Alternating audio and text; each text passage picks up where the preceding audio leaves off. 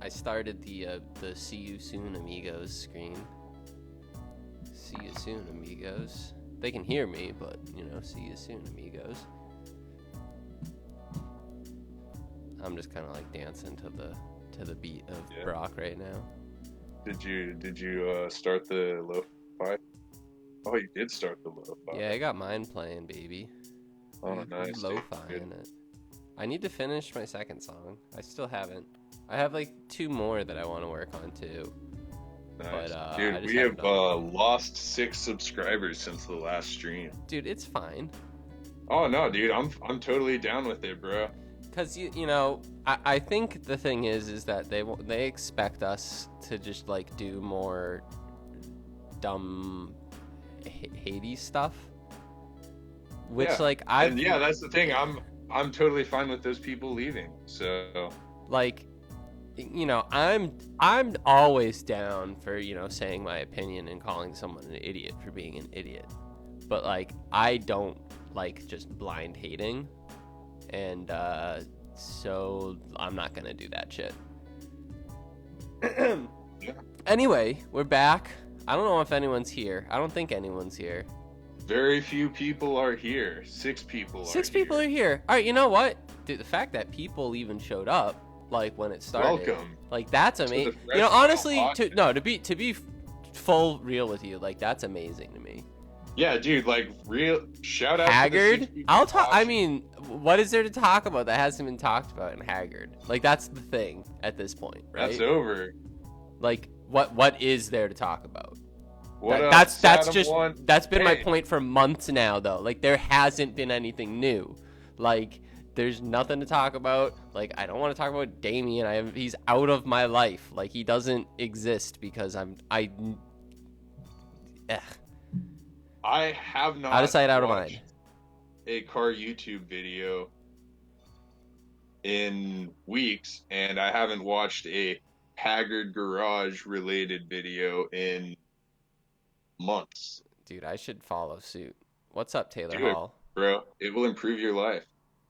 More anyway, like subreddit than Haggard. Yeah, I mean the subreddit is just I don't know anymore. I don't go there. That place is something else.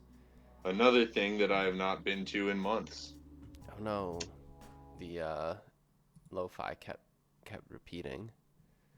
Oh, shit. Well, no, I haven't been there. I haven't been there in forever. I haven't thought about it, and I don't want to go back. So I think that means it was a good choice. I personally feel like that place rots your brain, but a lot of places on the internet do that. God bless y'all. Thanks, Adam. How are you doing? How are you doing, Colin? How you doing, my babe? I'm doing good. How are you doing, Jake? Dude, I'm doing swell. I was on a roll on doing some car shit. I know. Yeah.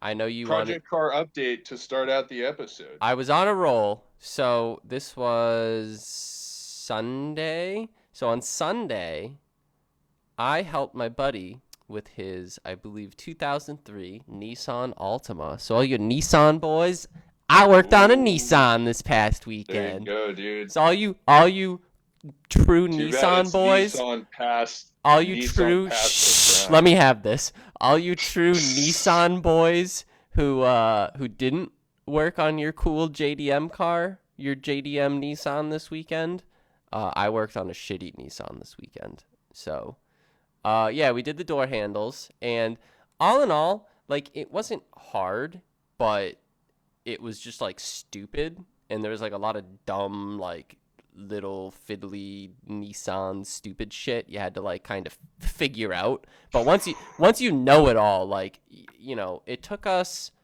3 hours to do it from start to finish, pretty much. Oh, that's not bad, dude. I don't think I could change a door handle in 3 hours. I'd say if we did it again, that we could probably do it in 1 hour, especially if I had like a cordless impact or something. Hell yeah.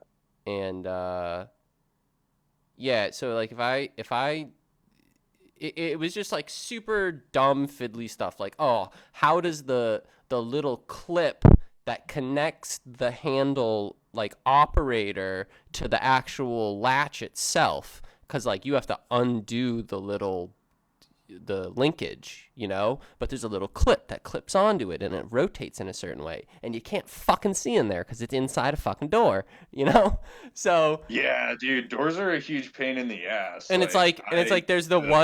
like the one fucking good YouTube video on it that has like, good views and upvotes and shit like that. And like that part of it, the guy is just like, yeah, you just like push it and whatever. It's like, what do you mean you just push it?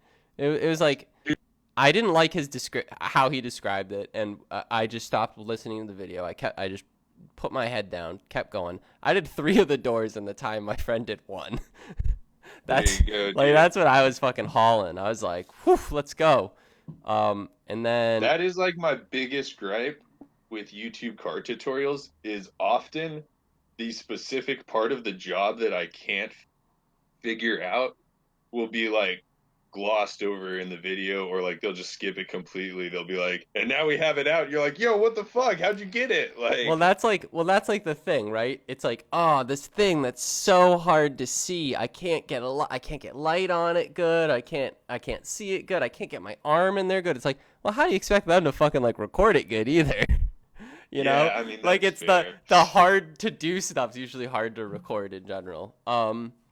I did that. I did a little bit of Jetta dumb stuff. Like there was like moisture getting in, which I'm pretty sure I know now is because, and lucky me, is because I need to take the doors apart in the Jetta to fix those lashes. Because like I don't think the driver's door was like shut the last time I shut it.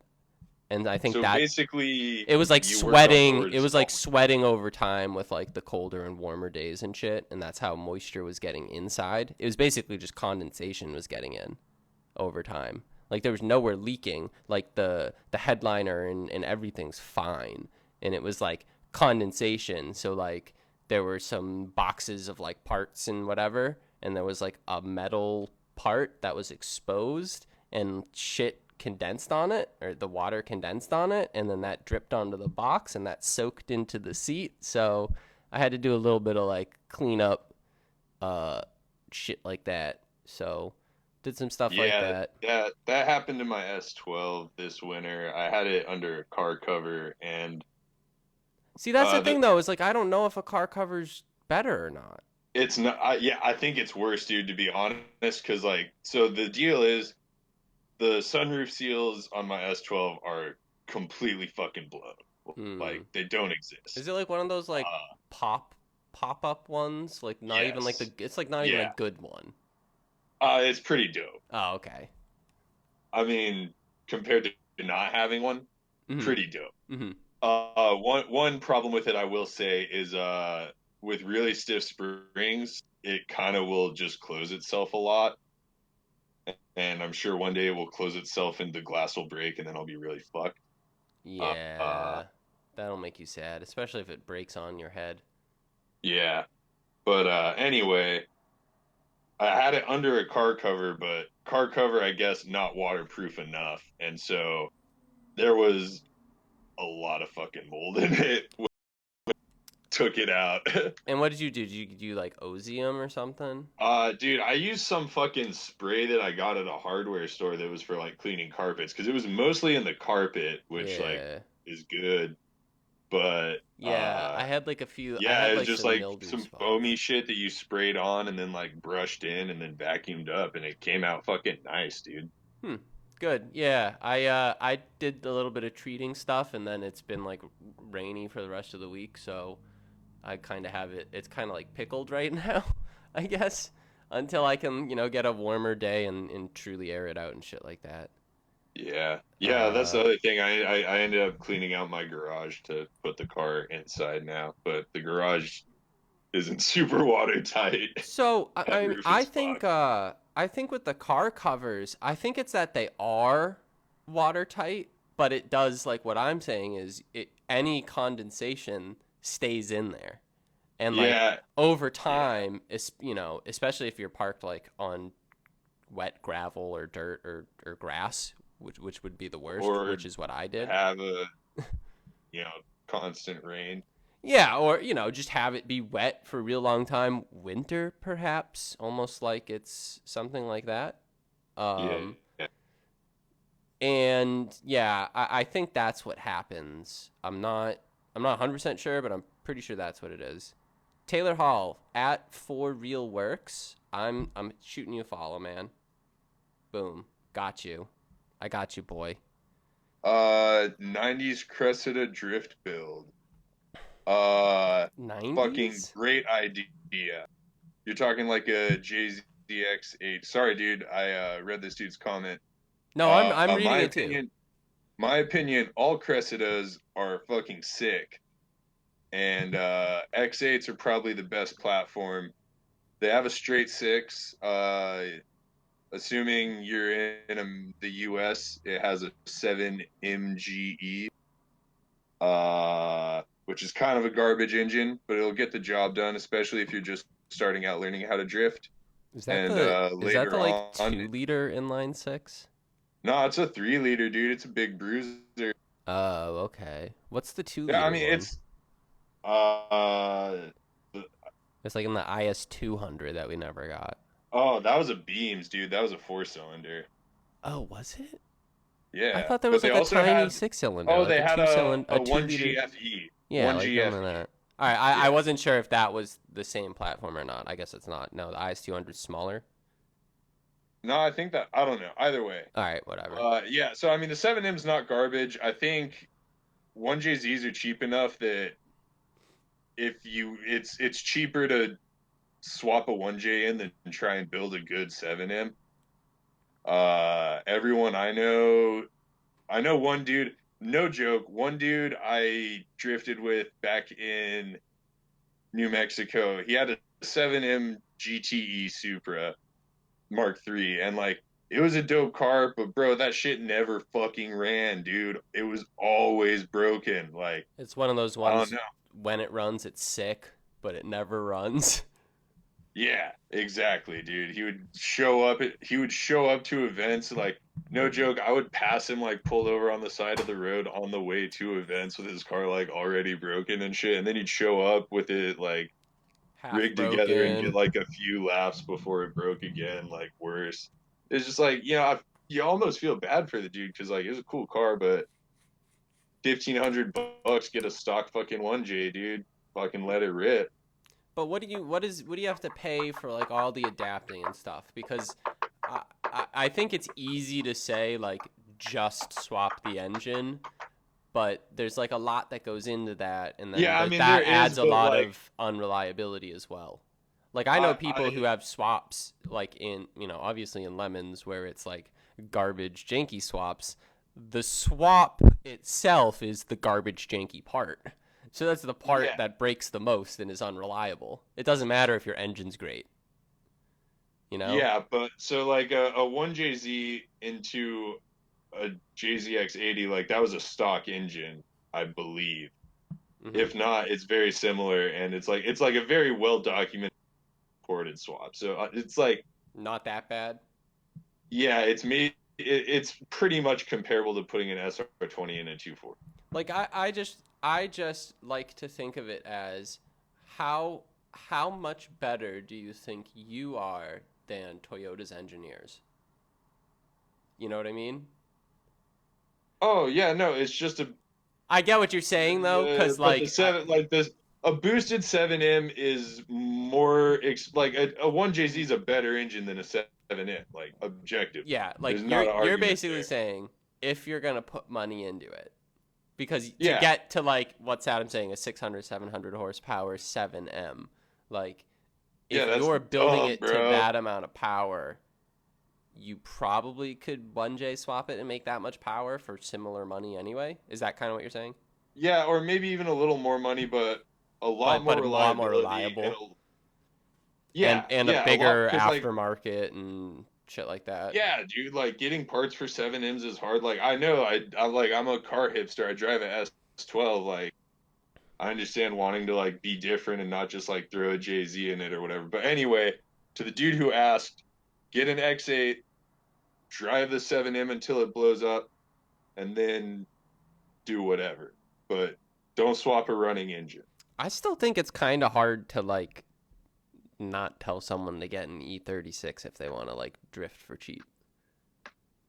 But if you Yeah, want to but I drift for understand, cool, like, if you're if like there's- beyond like you don't care about the cheap part, then yeah, I mean go for it. Like if you, especially honestly, if you haven't seen a build, like fucking that means fucking go for it even more, in my opinion. Because if it is sick, like everyone's gonna think it's fucking sick, and you're gonna be the first one to do it. Yeah, but I mean, they're like, dude, Like though people hit have my drifted those, DMs, obviously. hit my DMs, bro. I'll send you some cool X8s that I know of that drift. A But BMW X8? yeah, no, not the I was RX. just no, I said a BMW X8. I don't even know if that's a thing. Is it? Do they go that big? No, I think the X5 is the biggest No, I think BMW. they only have a 7. No, they might not. I know there's an A8. I know they have. No. There's an a Wait. what's the a Q8. There's a Q8. I saw a Q8 the other day. Oh yeah, dude, that's a Fucking didn't know that monstrosity, isn't it? existed. Gigantic.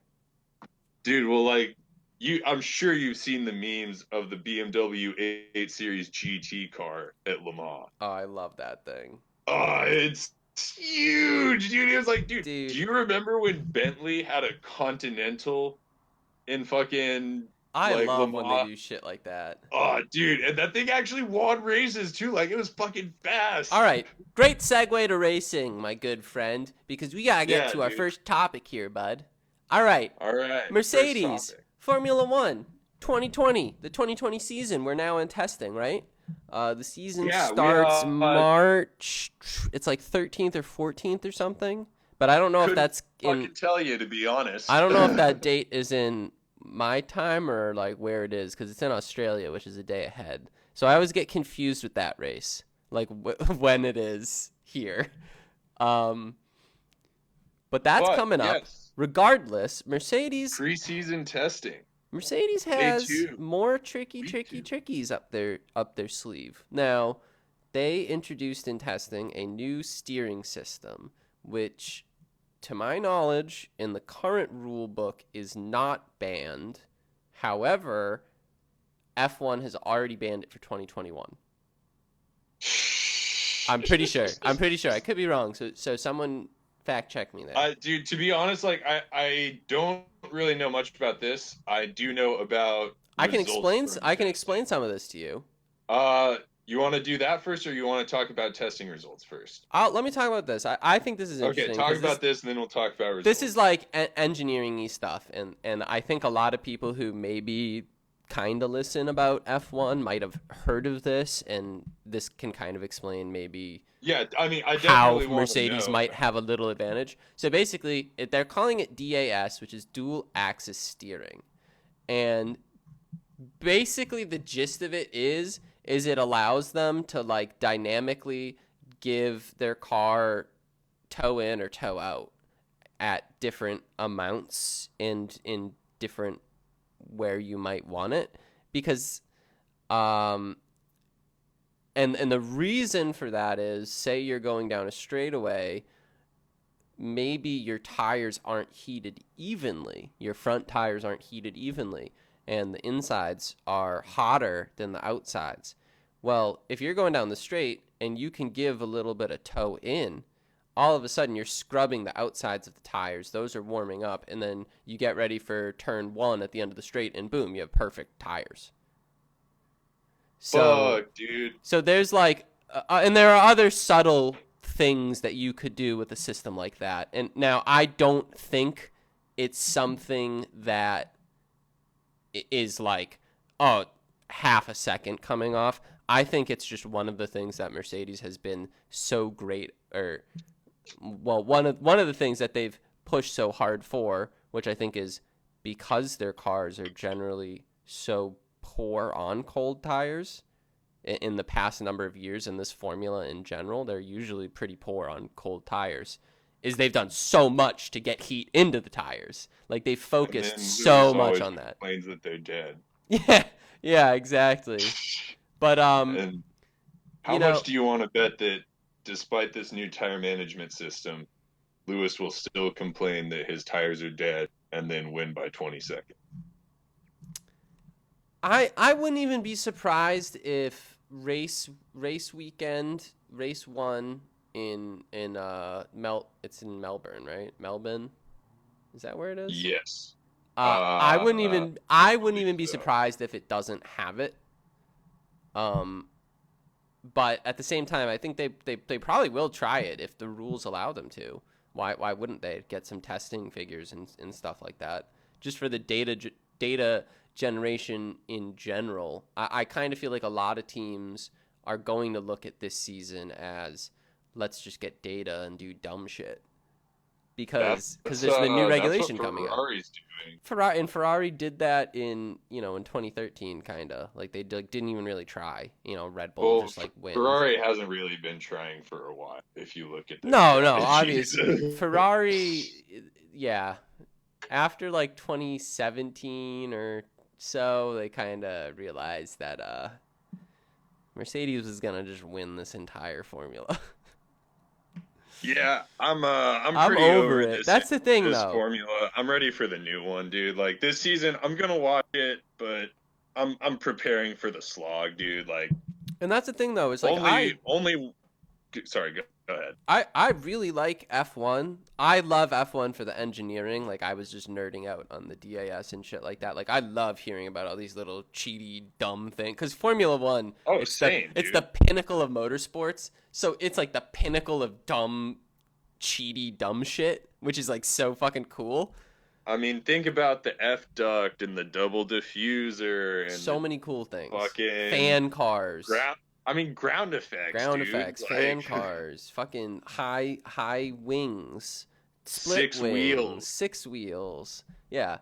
4-wheel drive turbine. Oh no, that was IndyCar, right? The 4-wheel drive turbine thing. It was like a wedge. But I love F1, but the racing, and especially in this formula, has just been like so bland, man.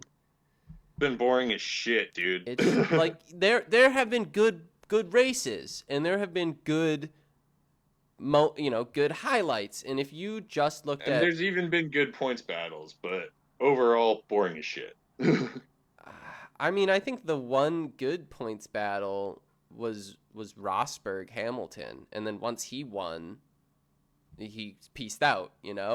So yeah. So like we had a good at least inter-team battle. And then, Hamilton kind of just won. What can you really do at that point? You really do just be winning, don't he? No, and it's like I'm not taking anything away from their victory. Like I'm not gonna complain and say that they're like cheating and shit like that, because the F1 world is rife with that. It just kind of makes the racing not that exciting. Yeah, no, totally. It's like I have a ton of respect for Mercedes, and like it's a cool thing to be like such a dominant force, and I'm sure like in fucking 20 years or whatever, we'll be looking back and saying, "Oh man, like remember how crazy good fucking Mercedes was? They were just untouchable, Lewis Hamilton." People are gonna look at it like back then was crazy. People are gonna look at it like the what is it? The 2000s Ferrari. Like the MP4. What was the Ayrton Senna? Oh, the Senna Prost. Yeah, yeah. MP. I know the car you're talking about. 4. The 80s McLaren. MP44, something like that. The Marlboro McLaren. Yeah, like the 1989 season, where they won 2 at like all but one thing or something like that.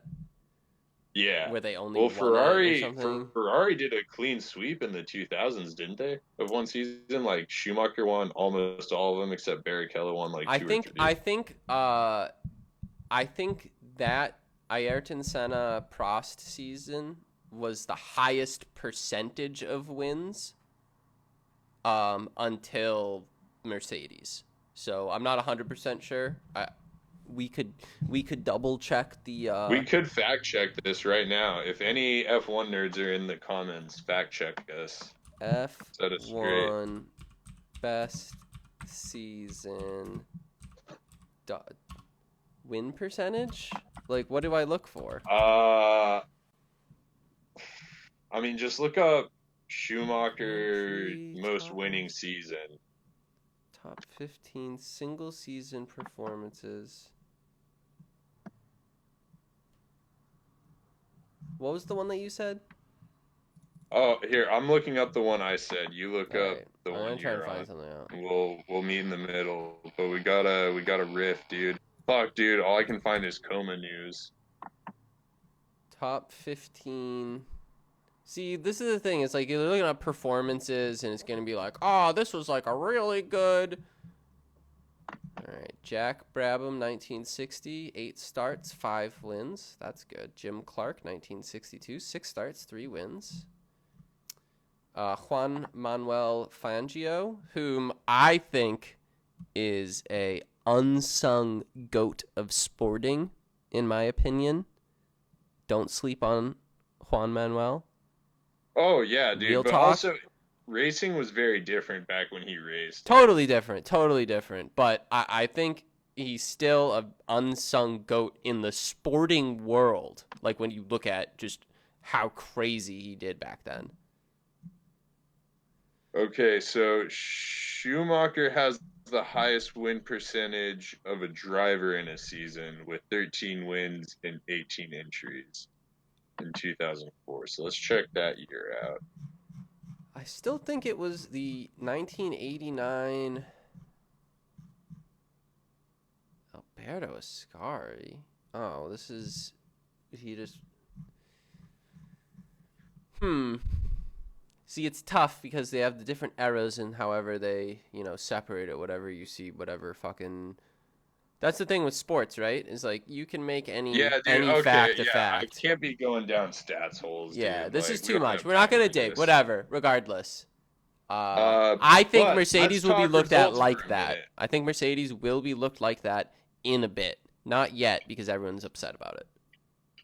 There is only one man who can stop Mercedes in 2020, Dude, and that is Giga Kubica. fucking P1 at the end of yesterday's test session. Kubica, basically a god, right? Basically. You broke up there really hard. Oh, did I? I think everyone heard me, but I said that I did not. Kubica's basically a god, right? More or less a god amongst men. Absolutely a generational talent. I mean, dude, he took Alfa Romeo to P1 by like almost half a second, no less. I know. I mean, what can you say? Generational talent. That's all you really can say about like realistically, do you think Kubica has a shot at World Drivers Championship this year? A shot? I mean, I don't think I almost don't even think it's worth competing. Like, why even No, like waste I'm talking like all memes aside. You think he's got a chance? in that car? No. I hate to say it. I that's just F1. Is that taking into the account that he's only a test driver? I'm gonna go off of the crazy limb that he somehow gets a seat. What the fuck? Look at this headline. Yeah. The one that you have up. I know, right? On YouTube right now. My brain didn't think Right? the speed was possible, dude. Right? This guy real big. Right? Dude, that's sick. All right, but like realistically, right?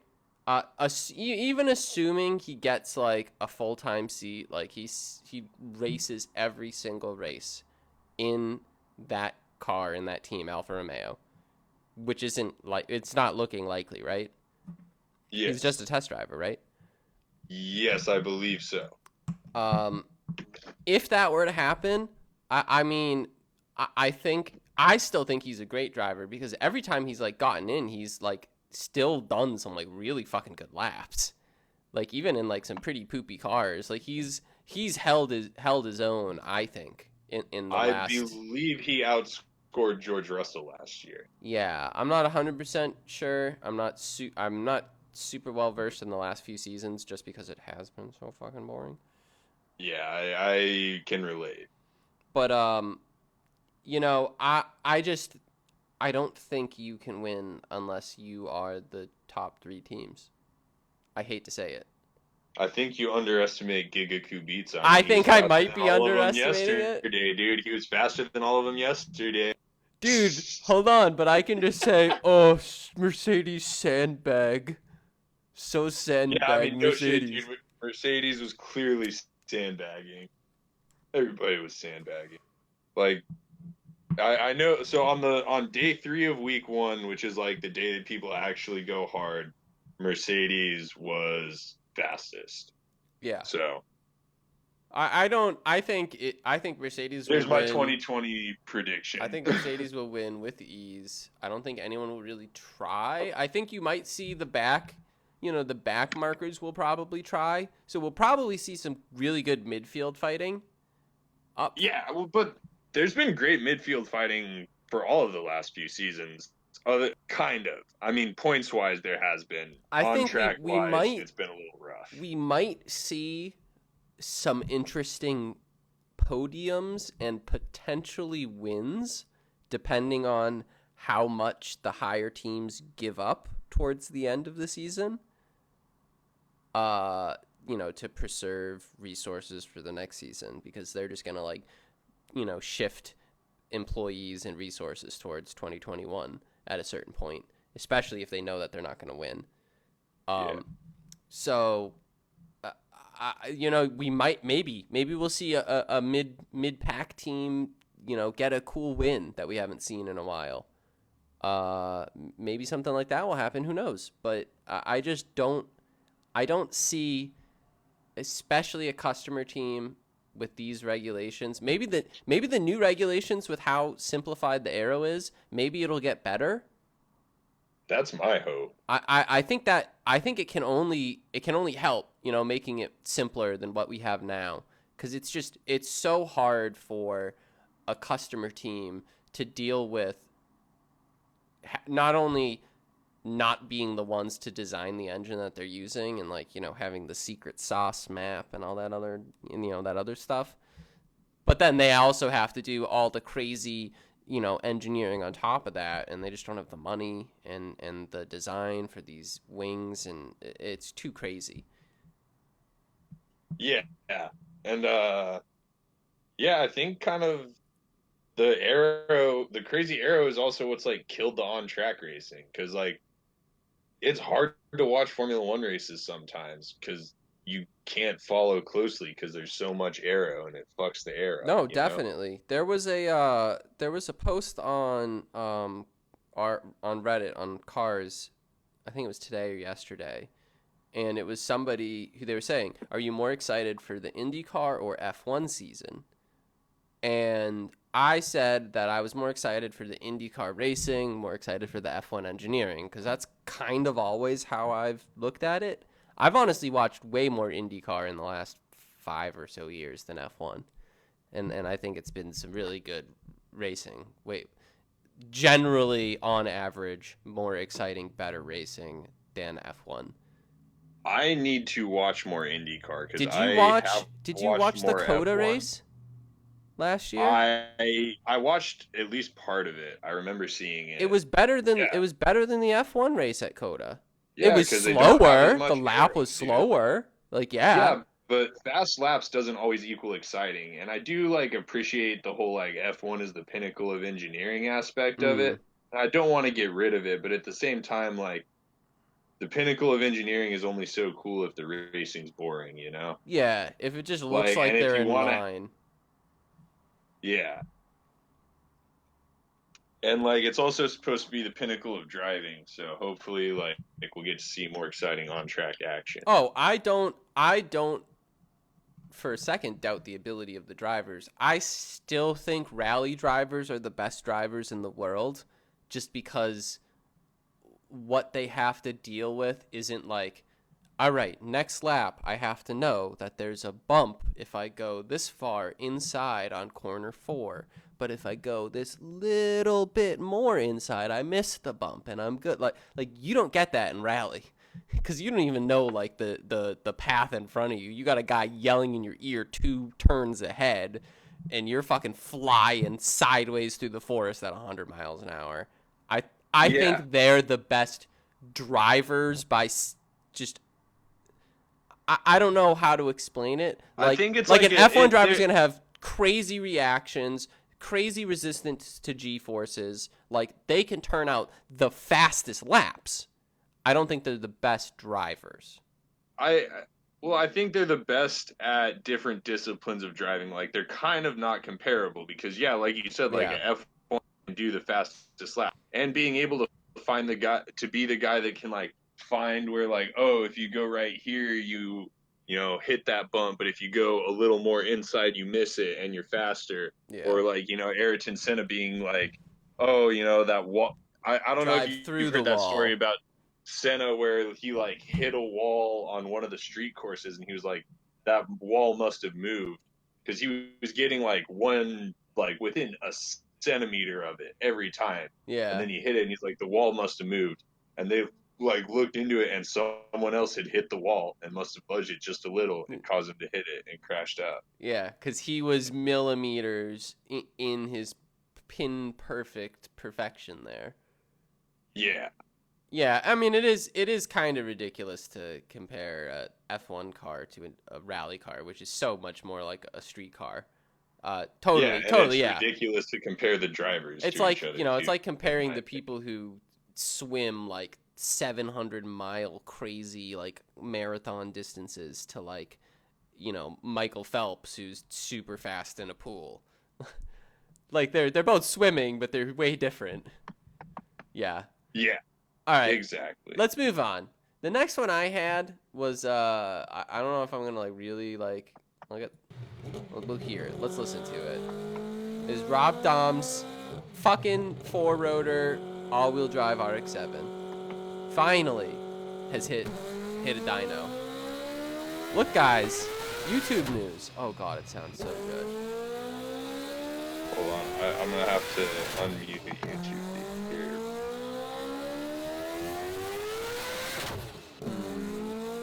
All right, that's a good amount, good enough of it revving and shit like that. But fucking sounds good. I mean, what do you, Fucking good, dude. dude? It's not even like hitting anywhere near like full revs and stuff.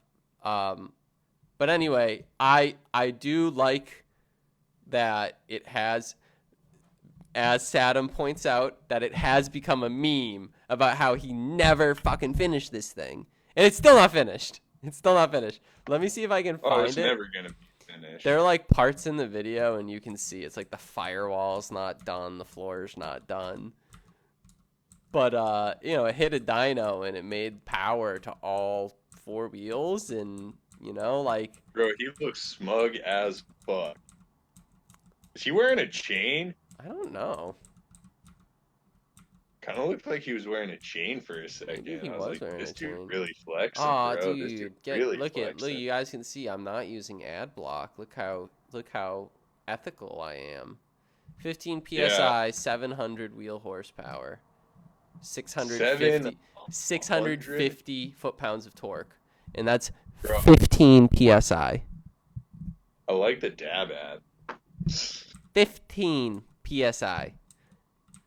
So I think at the end How much is he planning on running? I think at the end it made about 1,000, and they ran out of injector.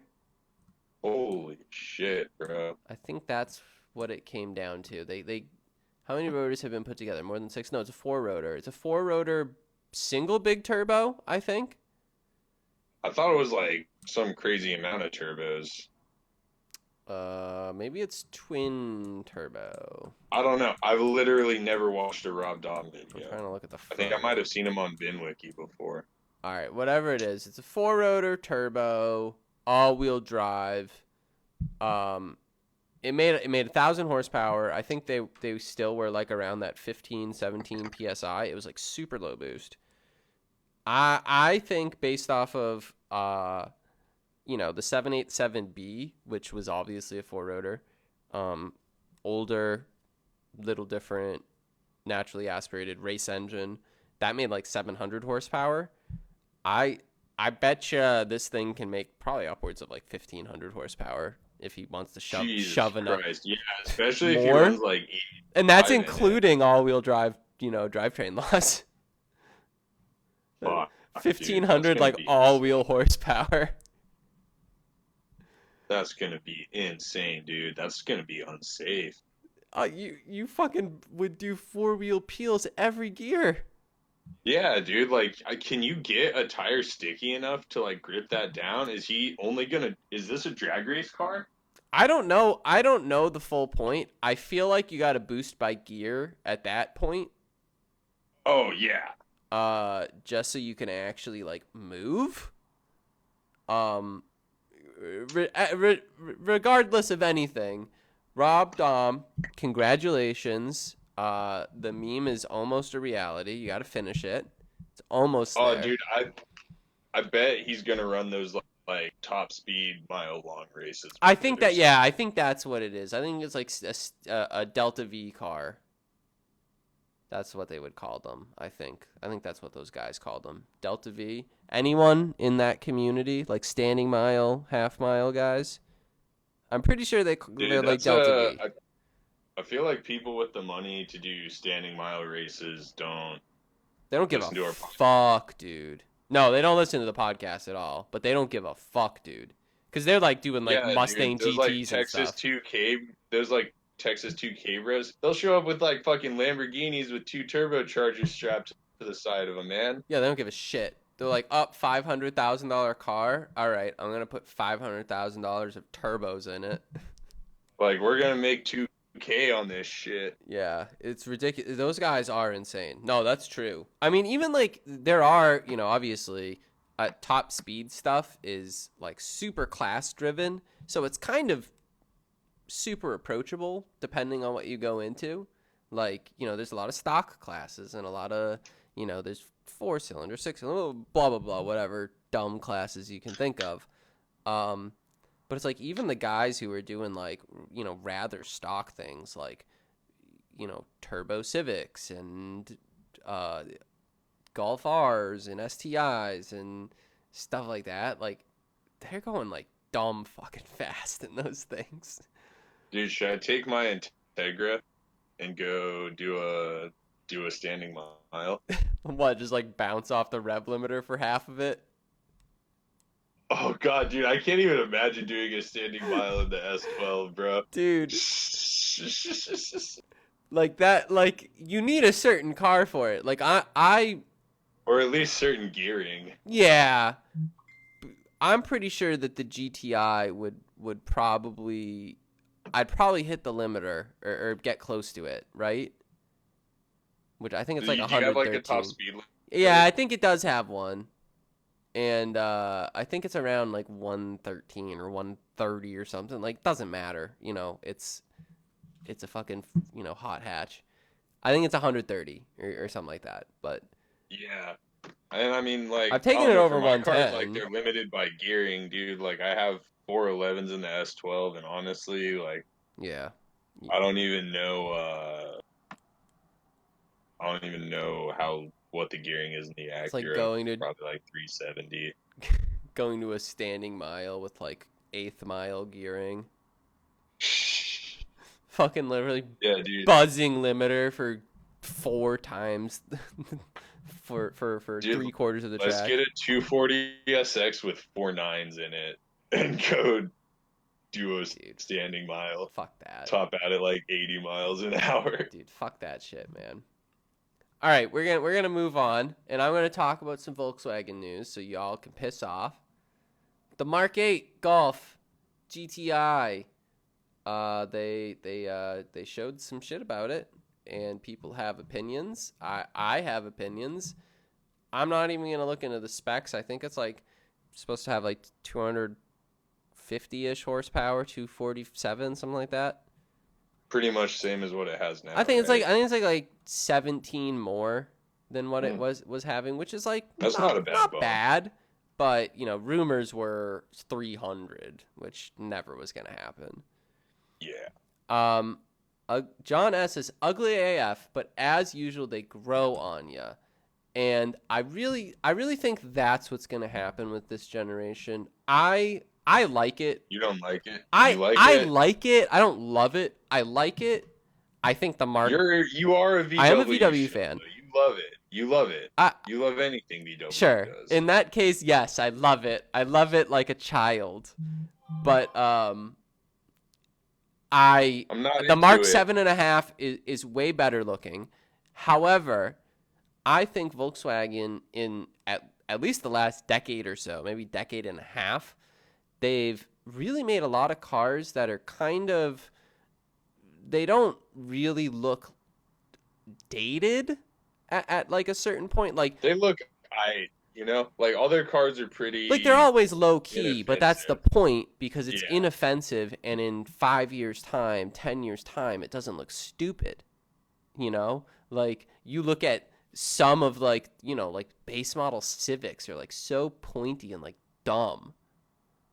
Yeah, they don't look good, Yeah, dude. They don't look good. like that's just gonna look. I think they're gonna age really poorly. Those types of designs. I get what people are upset about though. I don't think it looks as good as the last GTI, the Mark 7.5. I And think it looks too squinty. Like the eyes need to open up. The headlights are too small. do GTI come in just DSG nowadays? No, actually, this article that I'm looking at right now, which is on Motor Trend, it talks about how they are retaining the manual. Actually, I think Volkswagen designed like a new manual for it. It's like a super low friction, like high efficiency, like it's supposed to be like a super good manual. Apparently, I'm sure. Well, shout out Volkswagen for I'm that, sure dude. it'll That's have. I'm sure a it'll be some smart dumb move. German shit for it. People are upset about the infotainment and touchscreens in the interior, and I don't disagree. I think the interior looked good personally. Um, It's I. but I get what people are saying. I prefer physical buttons myself. I don't know. I think that looks like a Agree. pretty cool place to sit. That looks cool to me. I don't know. If I'd sit there. I don't like the steering wheel that people have much, said that, but the steering wheel. People have talked about the steering wheel a lot. I don't it like it this. kind of looks like an N64 controller. And Let me go back to it. Yeah, like kind of with like the way that it like the little like penis on the bottom goes down, you know? yeah, exactly, dude. I kind of see what you mean. No, I get. I just get like slight, I get what you mean with like especially with the little N64 the red there. future vibes. I think if you made that red accent not red, it would almost look better. And generally, like in GTIs, you want more red accents. I think maybe the red accent's throwing people off. Um, what I don't like, personally, the fucking GTI badge is in the center. That's so weird. Why is it That right is a little bit underneath? weird.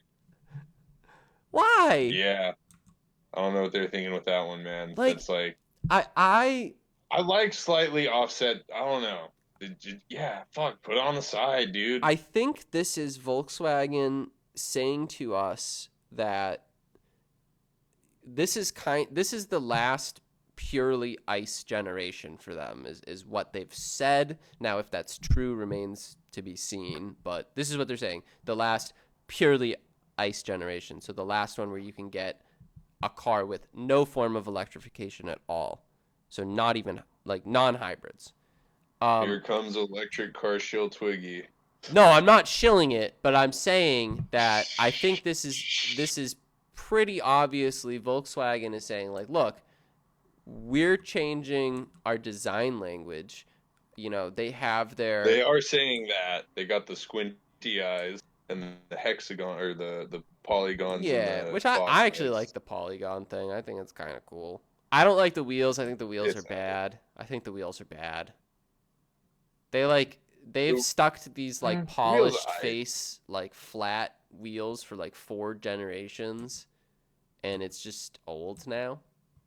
I kind of like the fan shape though. Ugh, I don't know. I don't love them. I think the wheels are like kind of lame. I think it could use a more aggressive wing in the rear for like the GTI itself. It's just like it kind of looks like the factory one. Like it looks like that should be the base model wing.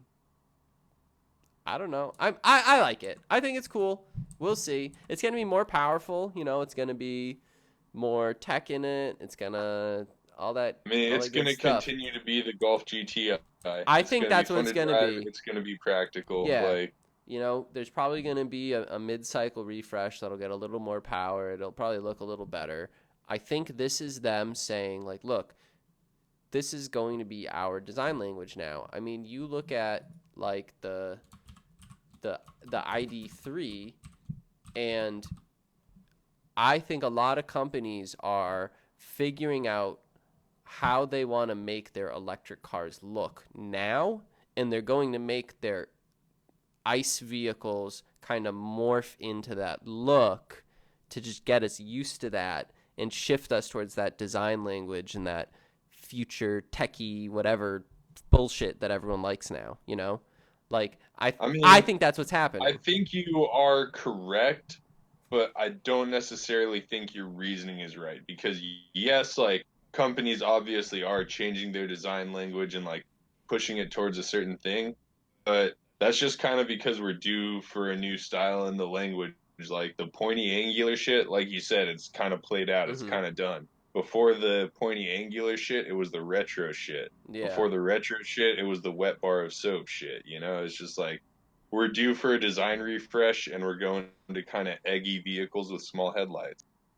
I'm down. I mean, you got the Honda EV City thing. You got Kind of eggy. dude, Kind of right? eggy. I Like mean, eggs. I'm down Eggs with are the little new cars nuggety are eggs. I'm down with little nuggety things, you know?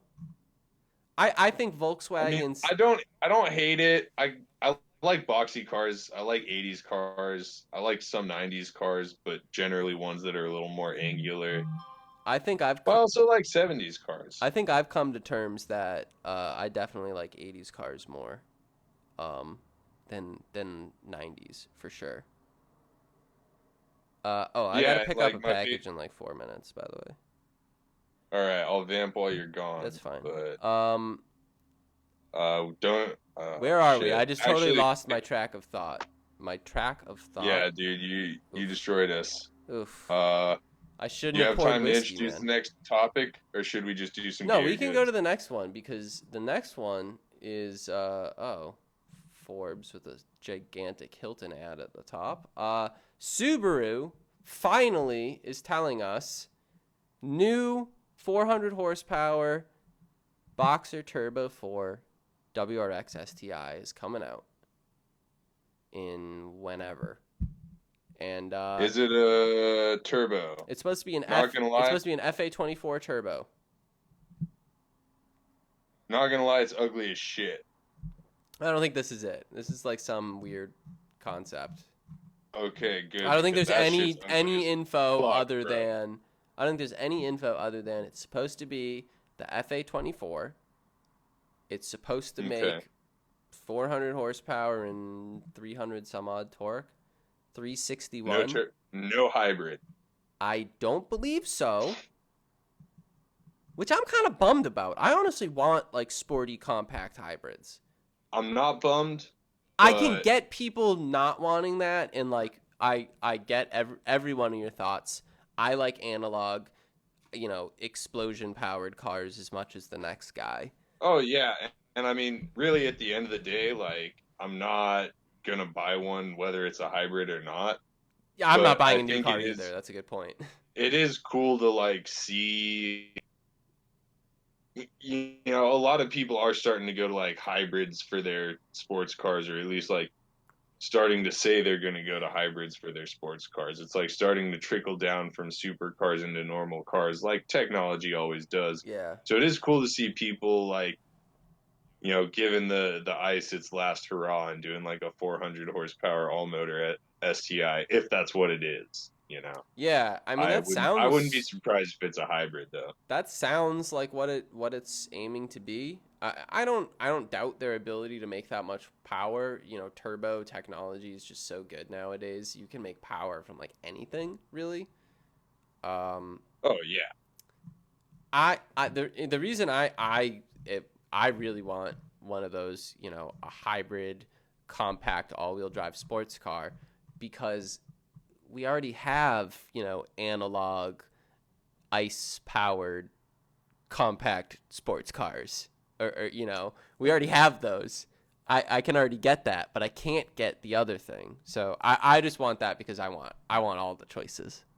Yeah, but I'm I being mean, greedy. like I'm being there's greedy. definitely ones coming too. No, it'll definitely come, but C8's for sure gonna have a hybrid option I'm just almost at some point. I'm almost concerned but I think this is unfounded concern, but I'm almost concerned that we might skip that and just go straight to electrics.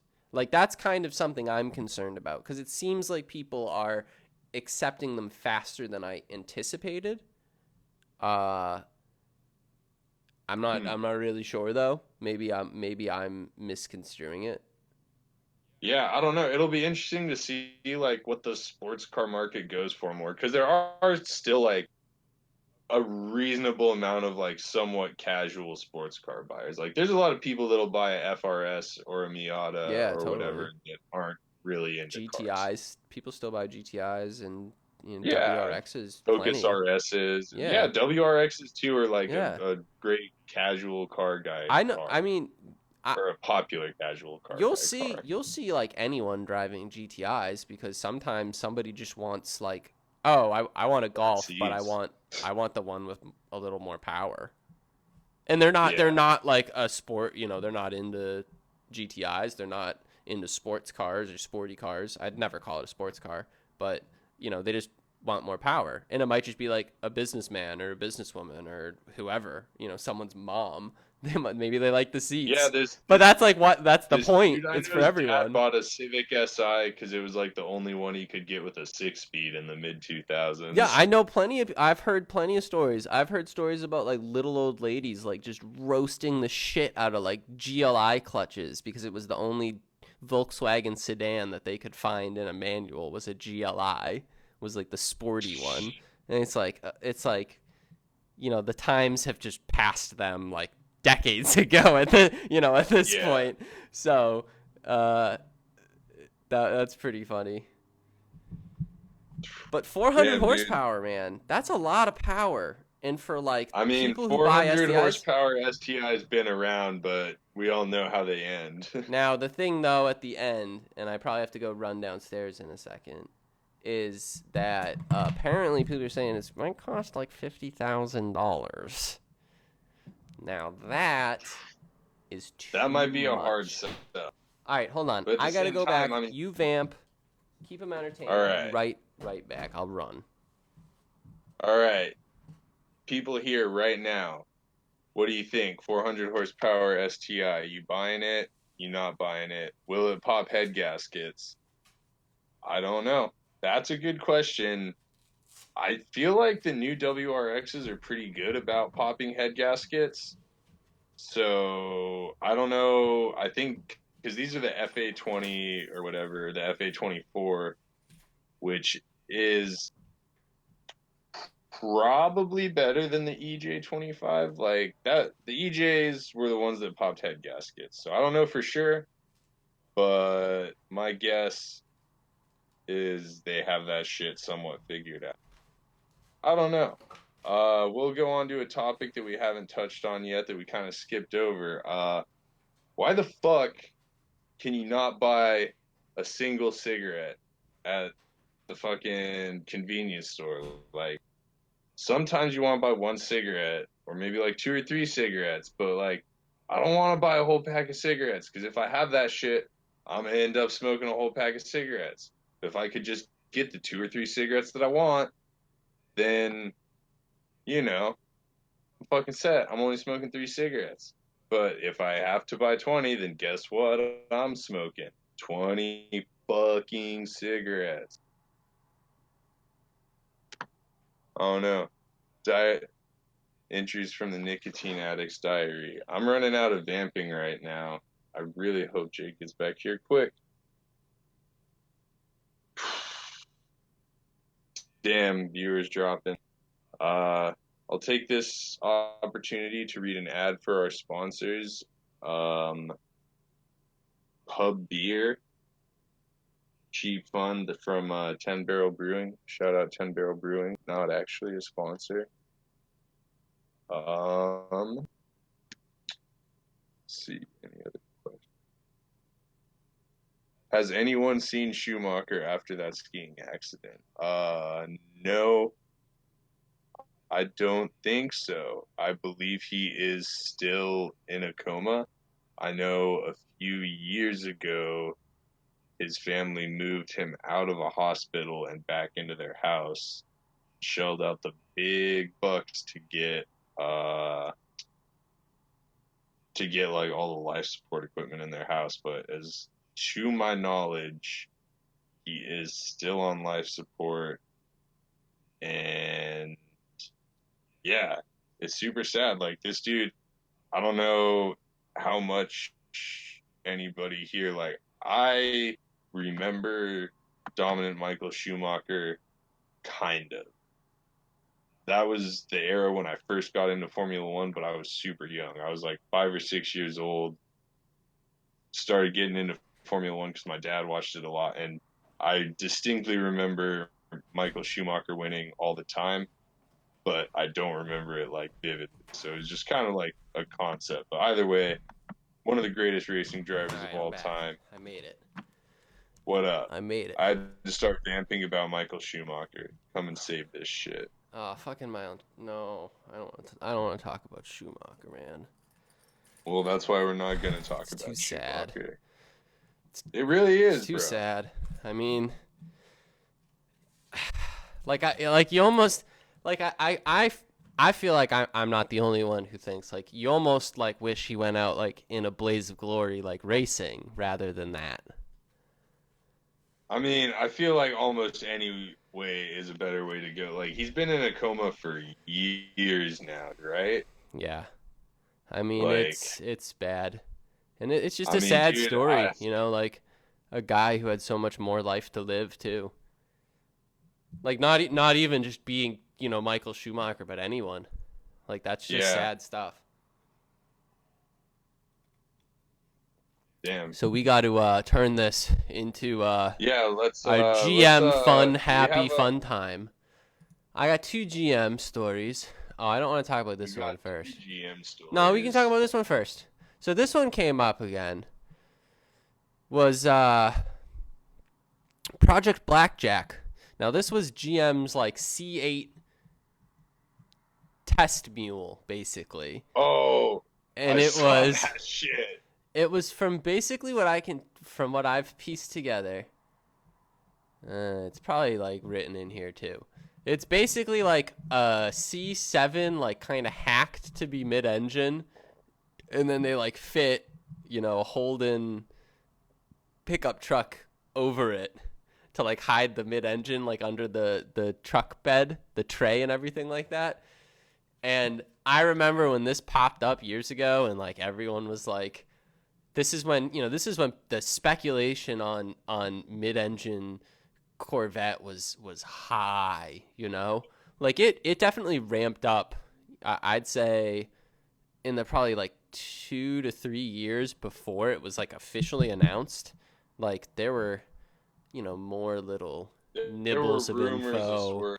and like it became a meme because they've, you know, talked about mid-engine Corvettes since like the first Corvette. So it became a meme to almost not believe anything and think it was impossible. But, you know, I always thought with how they were making, like, you know, pretty much since the C5, C4, C5, C6, C7 Corvettes, it's like they're like dumb, simple. Like nothing they do is like groundbreaking, so they can do it cheap and do it well. And I don't see why being mid-engine for them would make it any more expensive or complicated or whatever. It would just be different. You know, they're doing it from the ground up anyway. So they just needed practice with, you know, tuning, suspension, and other stuff like that. So that's why I have test mules like this. Cool stuff. Dude, I love test mules Oh, so so much. cool. Like, there's been some beautiful. Well, I mean, no, they're never beautiful, but that's what makes them beautiful. Mm, Like some of the old Ferrari test mules for like the F40 and stuff. Holy so shit! cool. Yeah, Saddam says, so they chewed up Holden, used them, and spit them out and left them to die. Fuck GM. That was the I mean, next that part. does perfectly Perfect transition. segue. Yeah, because GM also finally killed Holden. And R.I.P. RIP, F in chat. We're all For sad. everybody, let's get some F's in the chat F's for in Holden. chat. F for Holden. But yeah, you know, the fucking I think personally that the writing was on the wall, especially once they stopped making them domestically. It was like, what's even the point of it saying Holden on it, you know? I mean, to be honest with you, when I heard that Holden was dead as like a recent news story, my first thought was I thought they had already stopped making them. Yeah, I mean that's what happened though, is because let's see. No, this doesn't actually say. But like, they ceased production in 2017 is when they stopped producing Holdens in Australia, and everything else was just an import rebadged. So like they were on a lifeline for like 3 years. It's honestly like kind of longer than you expect them to get.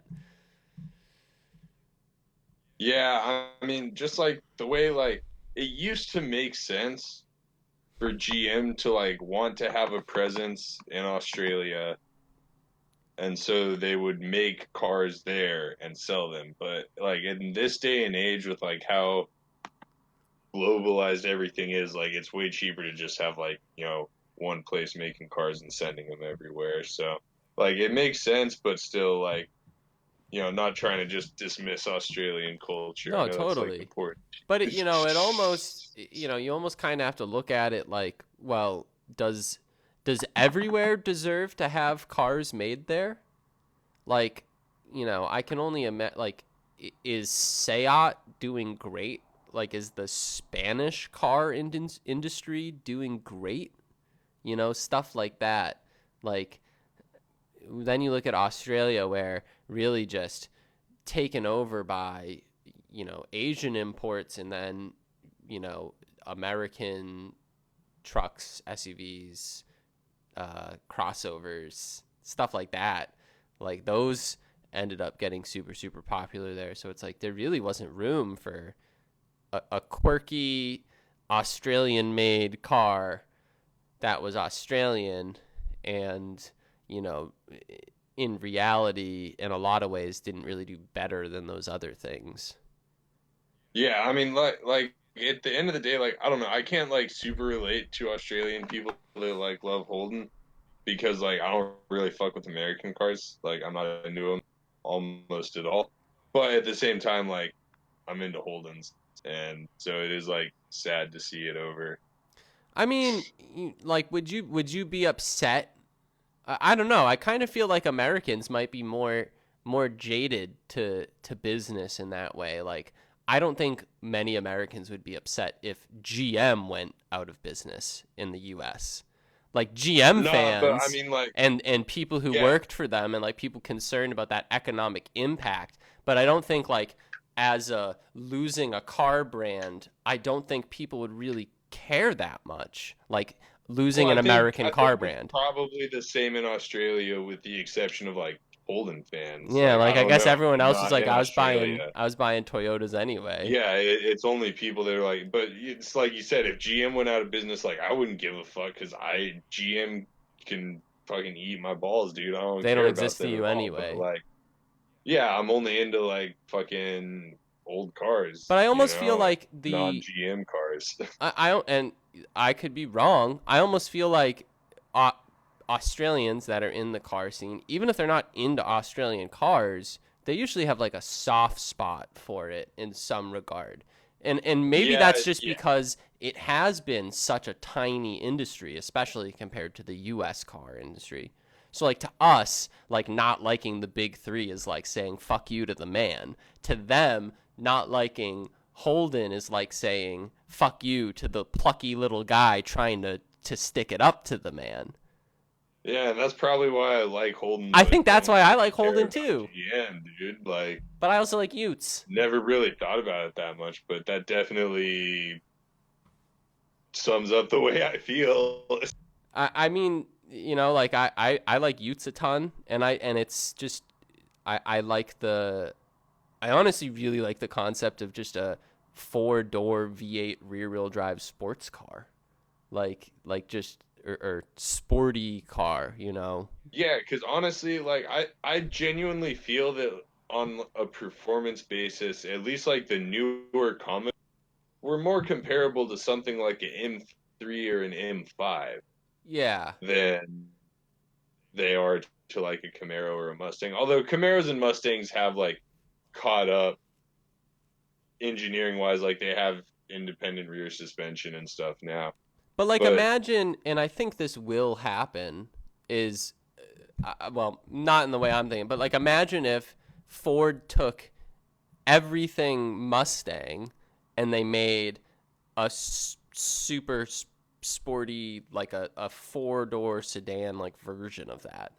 the Mach E, No, not the Mach E. I do think we're getting a four-door Mustang sometime soon in the next number of years. Because they've I already mean, I would be down with it. like a Panamera good. or like, you know, the coupe looking ones. It can be awkward to turn a four-door or a car that's traditionally a two-door. If with the current Mustang styling, I don't think it would work. But if the styling evolves enough over the years, I think it would work. Like the Panamera, to be real, was kind of ugly because it looked like a 911 door. But then I think the next generation they kind of fixed that problem. They made it Yeah, look I a mean, lot newer better. Panameras look better, And but the wagon first looks fucking Panamera was tight. bad. The Dude. wagon looks Oh, fucking any tight. wagon looks tight, dude. No, the What was that Panamera Ferrari wagon? Dude, the Panamera wagon though, that's a hatchback Yo, technically. pull up a picture. Pull up a picture, dog. Let's peep the Panamera wagon. Dude, Panamera wagon is That's fucking the car I'm gonna buy if I become a sensual. SoundCloud. Look at that. Panamera Look at wagon. that. Holy shit. Whew. Wipe that sweat off my brow. Look at that fucking I mean, shit. dude, like, fuck, bro. Can you get that in America? I don't actually think so. Fuck, dog. Dude, look at it in blue. Look at it in blue. Wagon, dude. Bro, Oh, that looks so good. I have never wanted a Porsche in my life. Well, you're wrong. Actually, that's not true. When I was in high school, I really wanted a 914, but at this point, like, haven't wanted a Porsche for a while. I really fucking want a Panamera wagon. Dude, Panamera wagons are That is sick. so fucking cool. Panamera wagons are sick, and they're fucking like rocket ships too. Like, Yeah, that shit probably does 0 to 60 in 4 whatever ones you can get. Like, they make some crazy fucking fast ones. They're That so shit comes with a cool. V8, right? I believe so. Yeah, I'm pretty sure. But That shit 4-wheel drive or rear wheel drive? I believe all-wheel drive. I think they have both. Ah, I think they damn, have both. dude. I think that there's like, dude, I'm not sure though. Someone. that shit Who doesn't cares? come with a manual though. No. Have you seen that Regal wagon? Yeah, I've seen the Regal wagon. That's I cool. have I have not a friend seen who the bought Regal one. wagon. I actually have a friend who bought one of those. Yo, let me see that. Pull up a picture of the Regal wagon. It's like the It's like the Buick Regal wagon. What is it? Is it like a GS? I don't know. Just search Buick Regal I think wagon. it's this. It'll probably come up. Yeah. I mean, dude, like I got mad love for literally any station wagon, dude. Like I don't know why. Look at that People trunk shied away from it. space. Yo, dude, that thing's actually pretty fucking sick. How tall is it though? Because if it's too tall, it's a little minivan. It does look a little you see a person close. standing It's definitely a little it. close. I think they actually did sell it as a lifted version. Yeah, the Tour X. See, look, they got cladding. I think you can, like, color paint correct, though, or color paint. The body match the cladding, and I'm not sure if you have to lower it or something, but it's like the same car. You know, it's the same body. It's just lifted a little bit. But I mean, to me, used to hate wagons, but with all the crossover, I grew to like them. Now the thing is, I like wagons. I've always been here for the wagon. I think I will say I like any car with a hatch in general. Like, Agreed. I just don't like. Why would you get a sedan sedans are pretty cool. But like, I'm just trying to think of this as like, this is my car. I'm driving it. It's my daily driver. I'm driving it to and from work. I'm going to use it for everything I'm going to use it for. If it's, sporty, it'll be whatever fun I get out of it. Wagons, they don't really sacrifice much in terms of sportiness. They have way more room. The trunk opening being a hatch is just way larger and way more accessible, being way lower. Like, you don't have to lower stuff into a trunk. Like, people always forget about that. That's like the worst part about a trunk. Trunks fucking suck. All right? Hatches are the shit. So, it does look like it all, right? As a driver of 2 hatchbacks, I will say, I think wagons really are still popular in every other part of the world. I think they're dying. I think everywhere they're dying, and crossovers. They're dying for crossovers at this point because crossovers can carry more shit, probably. I don't think crossovers can. I think either way, without going on another what I will say is I'll lose my train of thought for 10 seconds and say, like, the reason Europe got a lot of cool fucking station wagons. They got like the 3 Series station wagons. They got all kinds of wagons. Everywhere got wagons that we really didn't get here. Because here, station wagons were looked at how crossovers are looked at now and how minivans used to get looked at, and SUVs to some degree.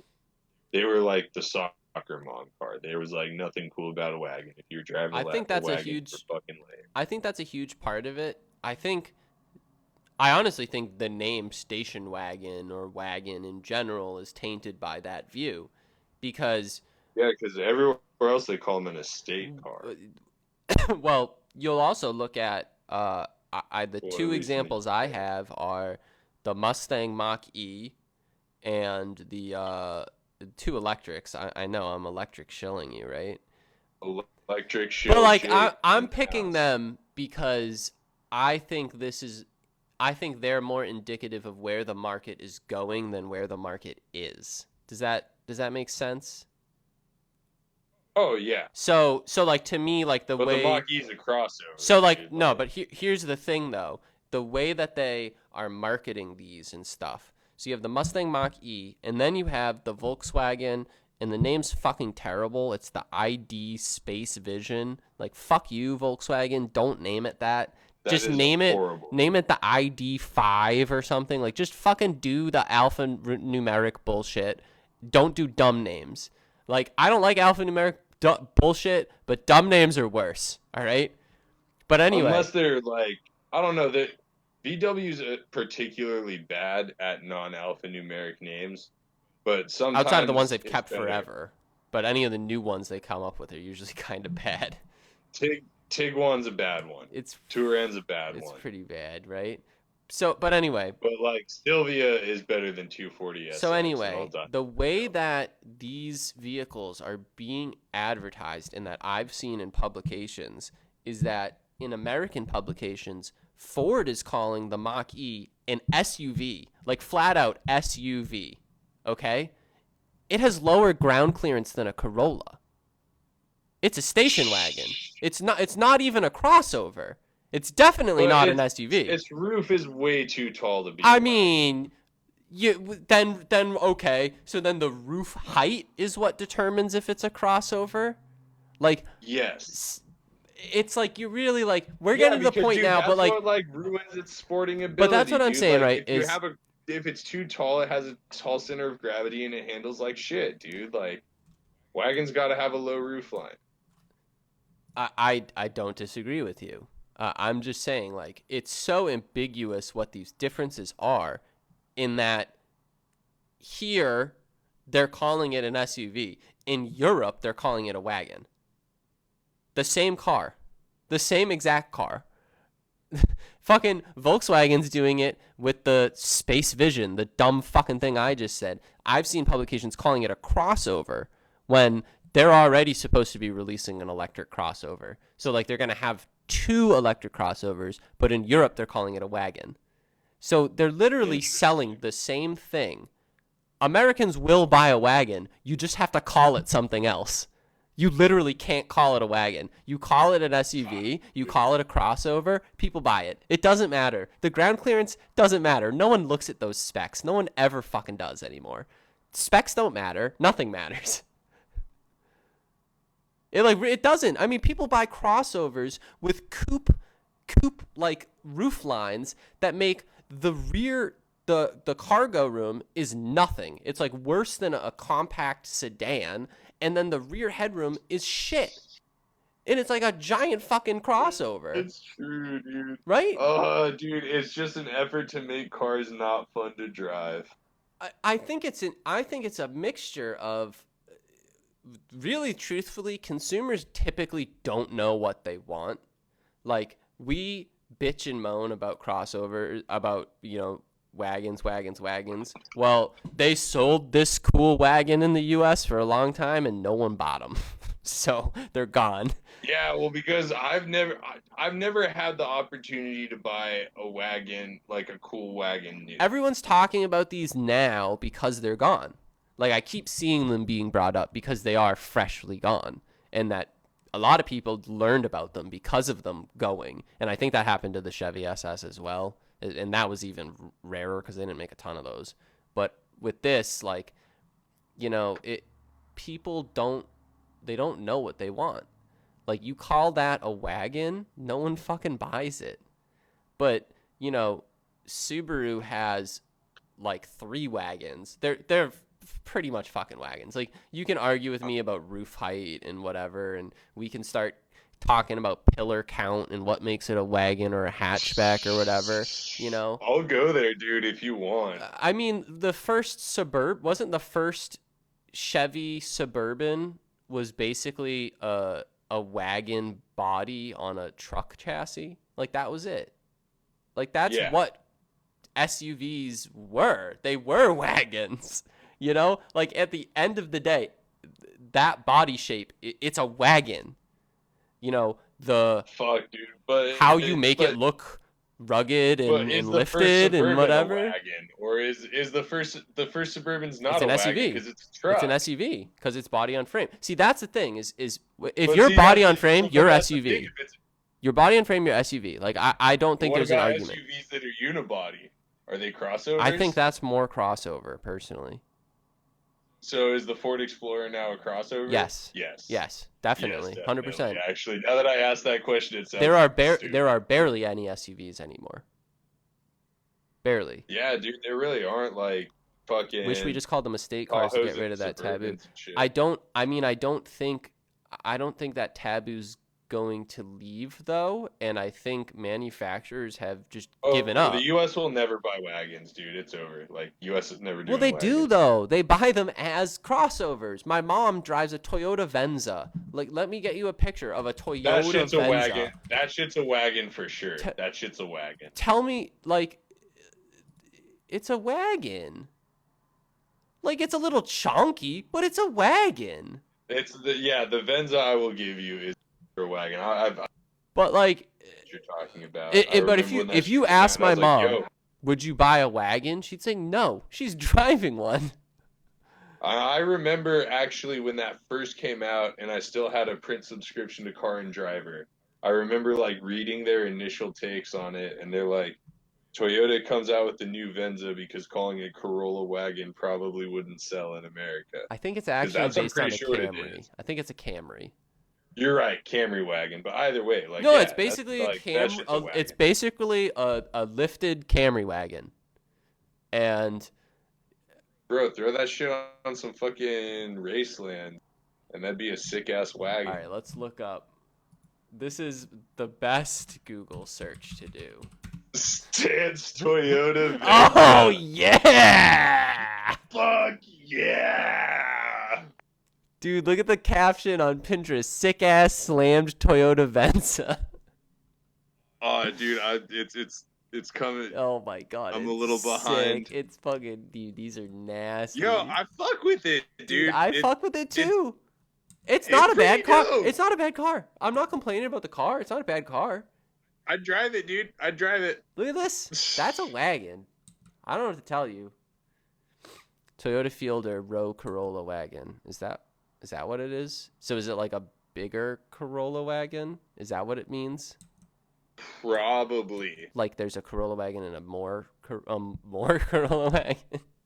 There's a Corolla Wagon Plus. Dude, it's so hard with like some of these Japanese cars because they'll just have like okay, six. Do you fuck with Stance Prius? There was one in here, wasn't there?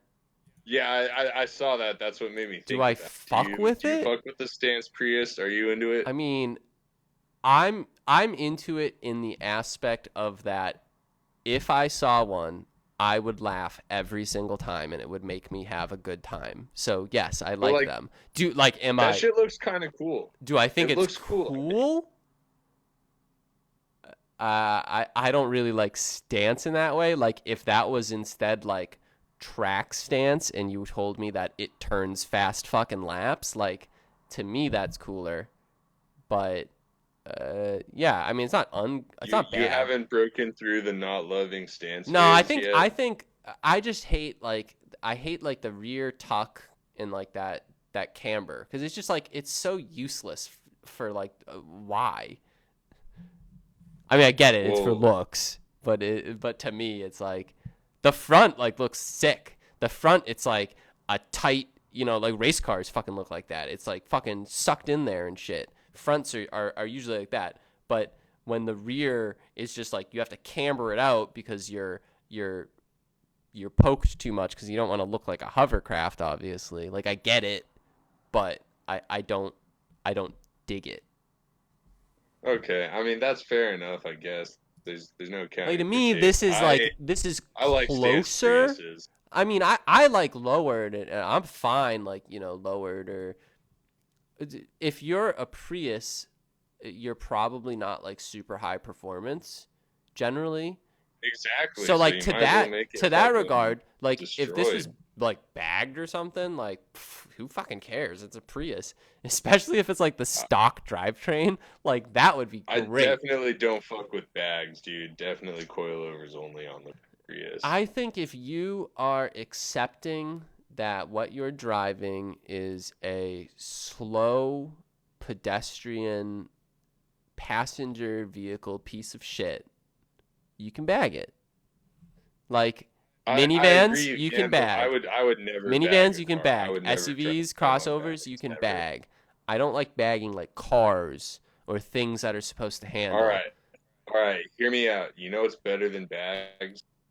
Hydraulics. Well, what's better than that is washers. Shout out. Dude, what is it? At Fiat.124. Yeah, at Fiat.124. Follow our boy. Follow Corey. Follow our boy. Check out his slammed AF Fiata. The thing's fucking on its tits. Slammed. My car's low, but his car makes my car look like an SUV. From what I can tell, he does have legitimately one of the lowest Fiat 124s in the country. I think it's the lowest Fiat 124 in the world. In the world, it might static for sure. Static, yeah. I think because the ones he showed that were Japanese ones. Than the static. Like he said, there were some like Japanese guys that do them, obviously, but they're like they're not static. But he's just on fucking washers on the stock fucking shocks. Just send it. I thought he was on washers on the Cody's, dude. Oh, maybe I don't remember. Whatever it was. He's fucking sending it. It's ignorant. It's cool. Check it out. We hit all our topics. We hit our time. We talked a little bit of off-topic stuff. Whose stance is a Prius? Honestly, firstly, I'm just gonna go out here and I'm gonna say this. Prius jokes aren't funny anymore. It's not. No, I would drive a Prius. It's not 2006 when those Prius jokes were invented. And Priuses are honestly pretty fucking tight for dailies. So don't shit on them. Dude, look at that Stance Prius. I would drive that shit. I would daily that shit around, bro. I don't give a fuck. All right, how about instead of this, imagine you have like a stock looking Prius, right? and like Blend you roll right up in. to a No one meet, notices. you roll up to a meet, and you just like pull up next to like a bunch of other like stancy shit or whatever, and it's just like a stock looking Prius, and then you just go like and just lay frame, stock ass looking Prius, hovercrafted laying frame right next to him. No, because you gotta Because then have you like gotta the have big wheels bags, and shit, dude. You gotta have the big wheels and you gotta have the big bags, dude. cheese, And you gotta like, big cheese. You you wouldn't know what I mean? stance one.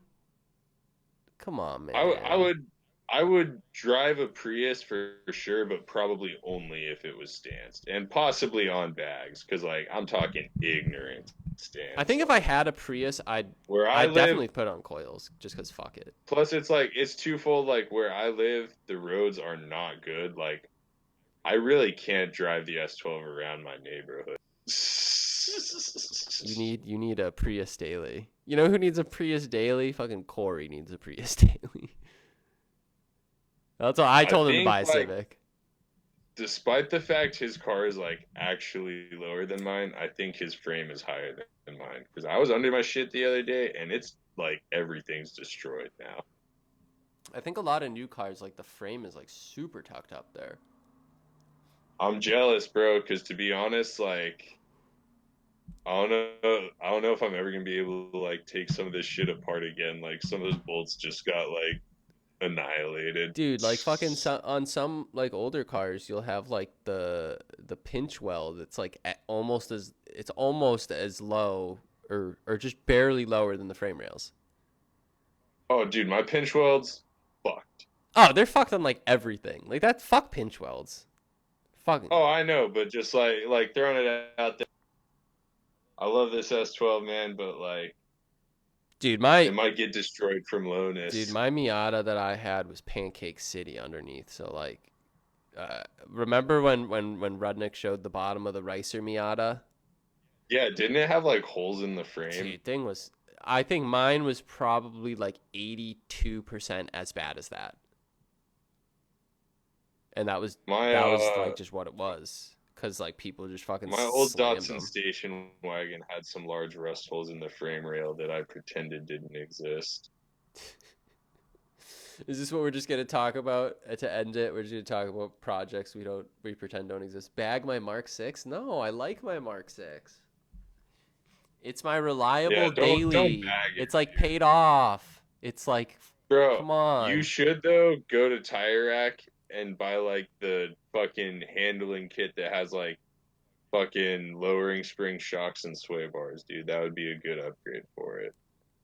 I It's probably like two So grand. my thing has been that the reason I haven't wanted to lower it is because I just don't want to lose that ground clearance in the snow. But then it just didn't fucking snow this year, like at all. Like I bought fucking Yeah, and it's Blizzaks never and I gonna didn't snow use again them. because of global Yeah, I warming. bought So you're good, fucking dude. You should Blizzaks and lower then your car. got no use. Ah, dude. See, I didn't buy winter tires and have had some sketchy drives up to the ski hill. I mean, there were definitely a couple drives that I did actually get to use them, and I was stoked. Like yeah, Blizzaks fucking work, but I didn't get to like really like stress them out. I didn't get to really try them out. So I'm going up to Maine this weekend. Maybe I can find like a little area I can like do some snow nuts in or something. Not hopeful though. I don't think it's supposed to snow there this weekend at all. So whatever. Fucking global warming, man. Yeah, I think I'm gonna buy some snow tires next winter, man. I think the peace of mind for me, like I'm an adult. Like I don't. Why should I risk it? You know, it's Well, one. I was going to, but then I got some chains for free, so I just rocked with the chain. I That's fair, but I mean, like to me, it's sort of like I'm not a 17-year-old with a Civic who can barely afford the Civic as is. Like, I can afford to not have to send it. Yeah. And I would rather not have to rock the chains though, dude. It's annoying as well, shit. at Like the I end of the definitely day, want to get snow tires. yeah, the chains are weird. I've never actually had to use them. So we don't really They have like work like huge a mountains like you motherfucker, do bro. though, because you're like going up to like a Like ski hill, the ski lift. yeah, driving up Mount Hood, dude. I felt unstoppable with fucking chains on. Like I was slipping and sliding, And then like finally I started like really losing grip and I was like, yo, fuck this. Like mad people were pulled over putting chains on. I was like, fuck it. I'm chaining up and our stream just went offline. Dude, I was just gonna But say it totally just went offline. What the I'll just fuck? finish my Why story did and it do probably call that? it I think it's quits. back. Yo, I think it's back. Why did it just do that? I don't Dude, know. It is that back was though. weird. I literally I saw it. There's like a little in OBS. There's like a little green thing in the bottom right, and it's like telling you like your kilobits per second and everything. And the green thing went from green to yellow to red, and the kilobits went from like 500 something to 0, and then it just started dropping frames. Is it back now? Like, is it Is going? your Yeah, it's All back. right. I don't know what happened there. Is That was your weird. OBS pirated? No, OBS is free anyway. Oh yeah. I think Is it it's updated? I think it's probably my router probably needs to be reset or is doing something stupid. You got that welfare internet. I guess I do. I guess I got that third world internet. Podcast just had a stroke. Yeah, I don't know why it did that. It's done it two podcasts in a row, so I'm gonna have to dig into to why it did that.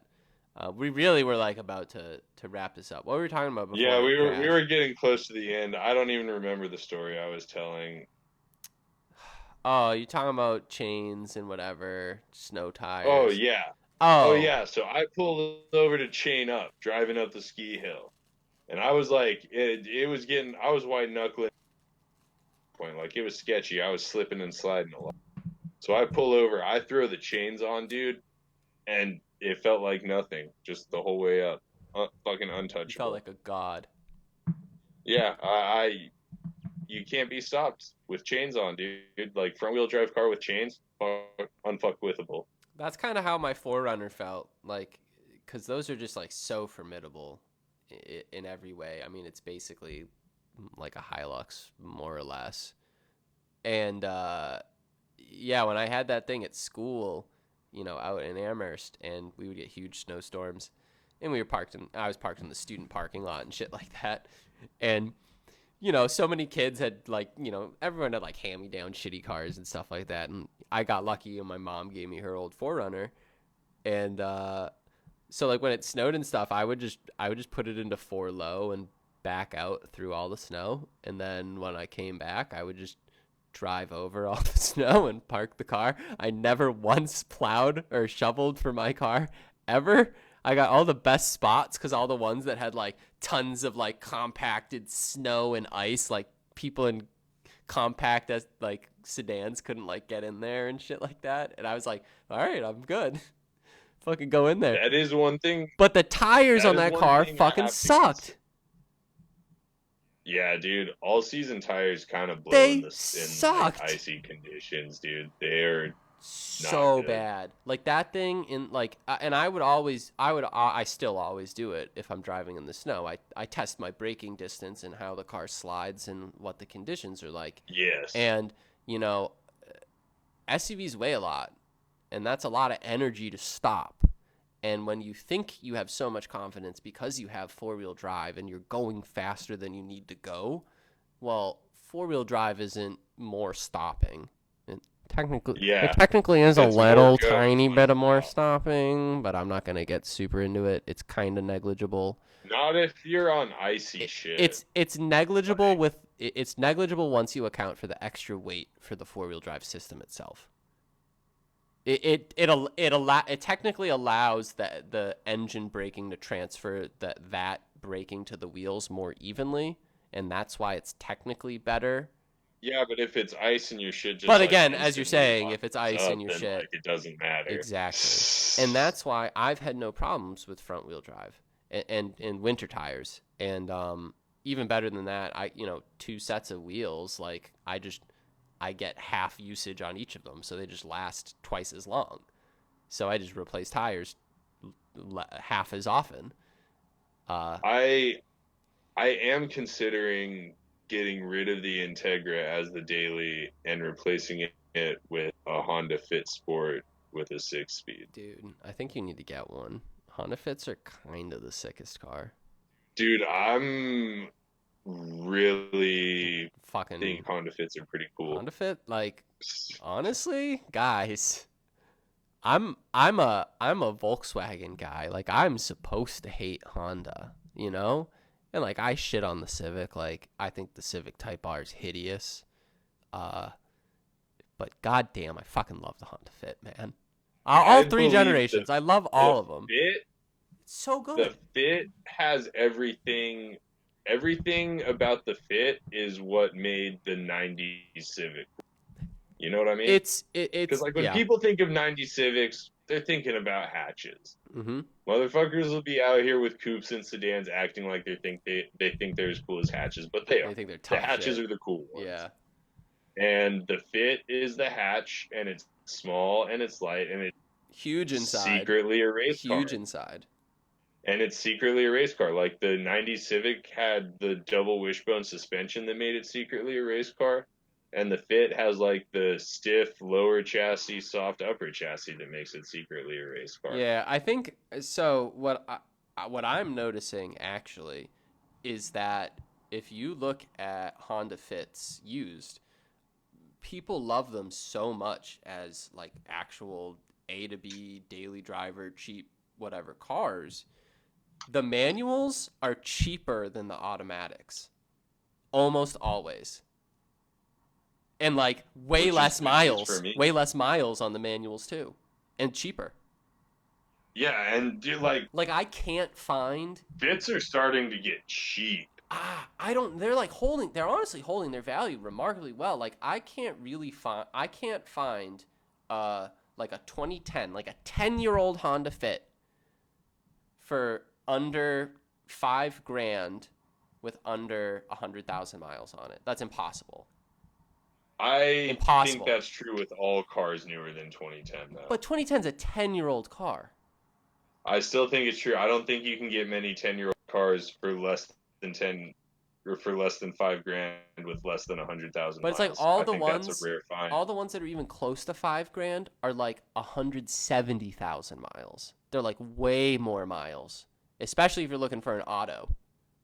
Like because I really want one for my girlfriend because I secretly fucking love Honda Fits and I want one, but I have my GTI and I want both. But also like it's one of the few cars that she's ever been like, yeah, I like those cars. I think they look good. And like it's small, it's gonna be super easy to park. It's a hatchback, it's super easy to put shit in. Like like she never uses the room of her Altima. Like she never does people in it. Like why have all this big, long, hard to park car for her if she never uses any of it? The Fit is just awesome, man. I want a Fit. Dude, I'm gonna buy a Honda Fit Sport and put a tire rack handling suspension package with shocks, springs, and sway bars and RE71s on it and kill the local autocross. Dude, you want to know what else you got to put on it? What? Trailer hitch. Why? How much can they tow? Dude, who fucking cares? Just fucking, I mean, fucking like, come on, man. I don't know. I would rather put roof rack so that I can take it skiing in the winter. That's fair. But like, you could also do like, you could have a tail hitch so that you could put like one of those little cargo carrier things on it for like all your ski shit. But you could put the roof rack with the But you cargo could have box on it both. and put all your ski shit. And then you can have a teardrop trailer behind it, and then you can take your best Honda Fit, best car made ever, across the country, and enjoy the country. Do you think a Honda Fit would tow a teardrop trailer? Easy, Like easy. I would be surprised if a Honda Fit can tow more than 1,000 pounds. A teardrop trailer is less than 1,000 pounds, so you're good. Oh, okay, cool. Yeah. No, Yeah, a small sweet. teardrop Okay, like let's do like it. you'd probably have to make your own, or you'd spend way too much money. But Yeah, and I'm way too tall. Like, let's be real. yeah, but you could make a long boy one. I think they're usually like 8 feet long because usually you would get like a 4x8 utility trailer to build one. So that's usually like your play area is 4x8. So like long boy could fit, you know. There we go. All right. Dude, no, like you could Well, totally do it. Like, you wouldn't be fast, but like fuck it. Like you got the best oh car, yeah, no, I best mean, but car like ever made. legitimately, Best car ever made. Fit might actually be greatest car of the 2000s and the 2010s, and continuing into the 2020s. Honda Fit forever. Honestly, I think Honda is the dumbest for not putting the 1.5T in the Honda Fit and selling it with a 6-speed as an SI. Because I agree with that I statement, I but almost think it would be fast. It would be like faster than the Civic Si. I almost think I would trade in the GTI for that. Like full honesty. Like that's such a Bro, like that's such like I might try and that's such a cool car. take out a loan on that, Like bro. if Like that was that would be real, insanely cool. 6-speed, like it doesn't even need to make crazy power. Like what did the base 1.5T tunes make? They make like No idea. 170 or something. If it makes more than 270 horsepower, then it's insane in a Fit. More than 270. No, it's an SI, not a CTR. It would make less than 200 horse. It'd probably make 180 horsepower or so. But that would be like that's a lot in a Fit. They weigh like nothing. They weigh 2,500 pounds. Oh, I thought you were talking about A Type R. the Type R. No, an SI. Yeah, dude, the Civic Si has to make 210 or 220. But that's what I'm saying is they need it. I want a Fit SI that makes like 180, 190. But like I don't think it works economically with the pricing. I think that's the problem. Like the problem with the Fit Si is it would start to cost about as much As as a base model Civic, Yeah. and the market for a Fit Si is probably not. All right. I don't know what's happening. The stream keeps wanting to go like down. It's freaking out. I think we got to wrap this up now. We've gone over. Yeah, dude, I got to take a piss. You got to pee. You know, we all got to go pack a bowl. We got to go look up some Honda Fits that we want to go buy. And yeah, thank you so much, bud. Thank you for coming on. Thanks for listening, everybody. Everyone, thank you for coming. Tune We in had a 2 blast. weeks from now for the next one. Smash that like button. Yeah, lick that like button if you have a touch screen, because your tongue will work on the touch screen. Fun fact. Lick that like button. Hit the bell with your nose, and don't hit the bell, man. Or do hit the bell. What else could you do? I don't know what the kids do anymore. Follow us on Instagram. I don't even. Yeah, I do actually have an Instagram for it, but I haven't updated it in forever. Oh, dude. There is a Fresh Oil Instagram if you want to go look for it. Oh, well, follow the Fresh Oil Instagram if you can find it, and we'll put it up next week. Yeah, we can do some stuff. All right, guys. Thank you so much. We had a blast. We talked about a lot. We'll be back in 2 weeks. Everyone take it easy and go trade in your car for a Honda Fit. So thank you very much for watching, guys. Have a good one. Bye-bye.